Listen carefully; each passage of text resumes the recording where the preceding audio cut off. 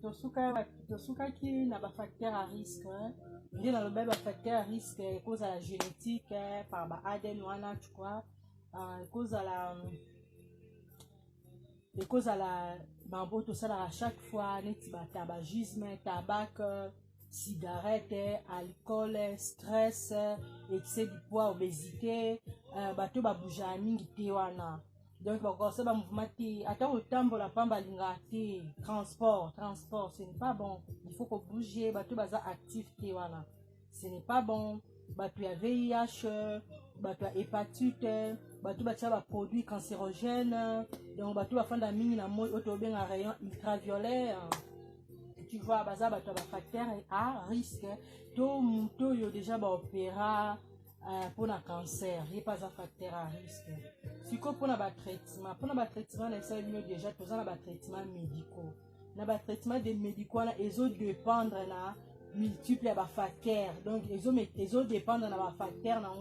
na type ya cancer, na taille ya cancer, na localisation ya cancer, na évolution ya cancer, na état de santé à mon ya patient. Pour l'évolution, tous vraiment na trois thérapeutique autoko sala pour na ba cancer wana toza na traitement curatif ça réduire à eko viser pour na ko guérir cancer toza na traitement autobenga adjuvant traitement adjuvant eza traitement momboye oyo ezo permettre pour na ko kata augmentation ya cancer tu vois de ba tumeur à cancer wana. Donc on nourrir en côté donc et rendre en fin quoi à ko se multiplier te ko se nourrir te wana pe cause à la puis toza sur un traitement auto bengaka palliatif traitement palliatif yango so viser pour na ko soulager ba symptômes ba ko prolonger ko prolonger patient na ba symptômes wana pour na ko boma ba symptômes wana toza na trois traitements wana. Après tout ça sous na auto benga traitement chirurgical traitement tout ça chirurgical sous tout ça traitement avant le chirurgical de na bino oko sala pe soit chirurgical oko sala pe na oko banda pe na chimiothérapie soit na radiothérapie donc ba ko injecter yo ma radio na expliquer bino wana tu vois donc oyo ya traitement chimique chimiothérapie yango bakosala yango pourquoi bakosala yango parce que eko ko bebisa ba organe voisin o baza na cancer te nde napesa bino explication ke moto akoza na cancer na poumon soit aza na cancer na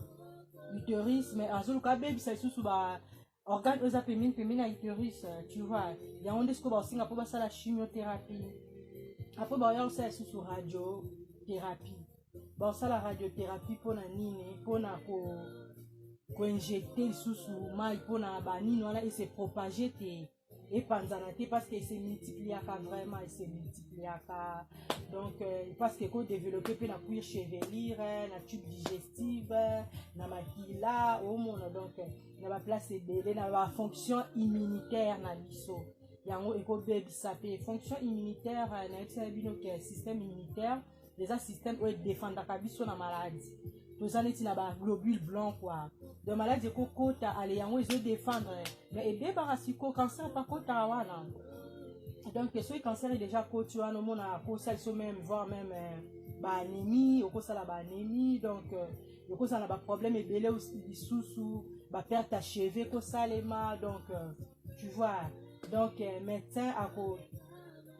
ko tala ba biloko wana nyonso pour ba sala radiothérapie donc parce que nous sommes et attaquer ba cellules cancéreuses wana donc tout ça sous na ba traitement sous ces médicamenteux ba traitement médicamenteux et cause à la chimiothérapie ba repose en plein traitement ya komela ba kisi lokola ba geli là tout on soit ba capsule tu vois donc le traitement chirurgical na ça nous a la possibilité ya kolongola tumeur wana tu vois à l'ongoli yango soit tu ne peux pas la radiothérapie pour là-bas éliminer pour là-bas bloquer ba évolution ya ba tumeur wana mususu parce que ba tumeur mususu les a bien té donc tu vois donc la radiothérapie pe na ebisa ki bino en utilisant souvent pour na ba rayon ionisant. Rayon ionisant, donc sinon type il y a bâtiment au hasard en haut. Yango ba osala pe radiothérapie, donc pour na ko détruire ba cellules wala nyonso oyo concerné yango na ba rayon wana ba cellules o eza normal o pesa ba pembeni parce que ko bebisa. Tu vois, bakosala ngo par appareil, bakosala ngo pe par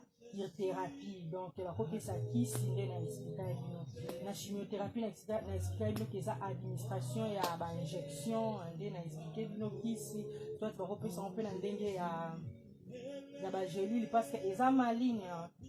est-ce que na évolution nango ekosala pe métastase nde na yebisaki bino métastase soki eza nini. Tu vois pourquoi omona na kati ya ba tumeur wana likolo nango bavene mosusu so komobota banere mosusu ekomobota wana c'est dangereux tu vois, ce n'est pas bien. Donc il faut tout ça la keba pour nango ça ba traitement hormonal lisusu basala ba traitement ya hormonothérapie eza mpona nini yango ezo utiliser mpona kocontrôler ba hormone. Tu vois, pour nous contrôler les hormones, soit tu causes un libelle, soit tu causes un prostate et pas mibale, soit tu causes pas mibale, sorry, n'a pas bon parce que n'a la limite. Cause à la prostate, cause à la donc bazope sango par rapport pour na ba stimuler ba oestrogène ou ba progestérone. Tu vois, il y a ngwana parce que ba tumeur mususu bazwaka force par ba hormone. Donc ba hormone c'est cause sungango su pour na ko évoluer. Yango bomona même na pona bato toza na ba fibrome ba makambo ebele bato baza nango omona abakosala embolisation. Donc bazo arrêter soit ba hormone soit bazo arrêter ba veine wana pour vimbisa ngo te. Tu vois, donc bako traiter un peu hormonal pour ba cancer mususu na ba utérus lokola ba mama na biso ya mikolo ba mama mususu bakufa bomona bandane ko développer cancer azo ebate surtout ba mama babota mingi ba césarienne ba condition mona na batant oyo ya omona vraiment que akomi na ba problème na utérus ba cancer peut kosala mais ça ba cancer mo pesa dangereux bomaka wana eza mortel donc ebomaka donc ya bien peu donc bakosala pe immunothérapie nde na yesi eza ba système immunitaire na kati ya baseli na biso toza oyo tobenga cytokine.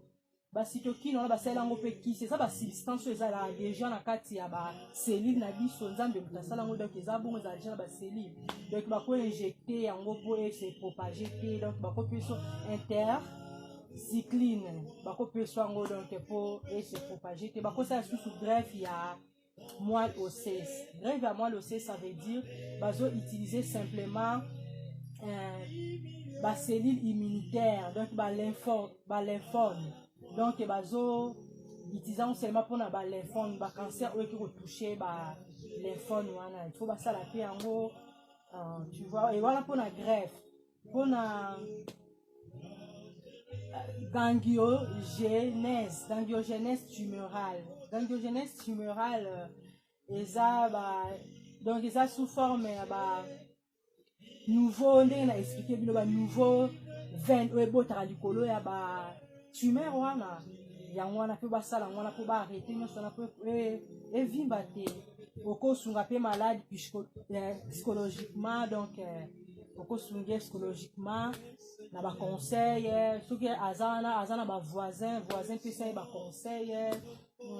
donc bozo soutenir ye moralement mutazana maladie wana bazana cancer pour soutenir vraiment moralement na quartier et pas ba voisin tout comme ça tu vois. Donc nazoli samus ko ba cancer eux ça vraiment dangereux ils ba cancer les cancer à foie les cancer à ya poumon les cancer à prostate les cancer ya au œsophage les cancer ya intestin grêle ya colon de la sebino gros intestin ça c'était bimilaka donc ils ba cancer wana donc ils mortel ya utérus ils mortel donc ba cancer wana nyonso donc c'était ça donc ba stade ya cancer eza 4 toza na 4 stade ya cancer. Stade ya liboso esa nango modile wana na esa bino mbuma ka ya pamba volume ka ya mbuma ya pamba donc eza nango palpable taille mukie so comme matataille donc est-ce qu'on a deuxième stade eza que tumeur est comme volumineux. Tu vois, troisième stade, ils ont envahir ce qu'on a ganglion, lymphatique, ils ont bête ça ce qu'on a tissu son voisin. Voilà troisième stade. Quatrième stade, il y a vraiment ils ont la métastase. Donc, ils ont beau, manaba origine, ils ont qui ne peut ça n'a pas bien. C'est ça. Donc, c'était ça. De gros bisous, je vous aime trop. Ce qu'on peut te lever là, virus. Bisous.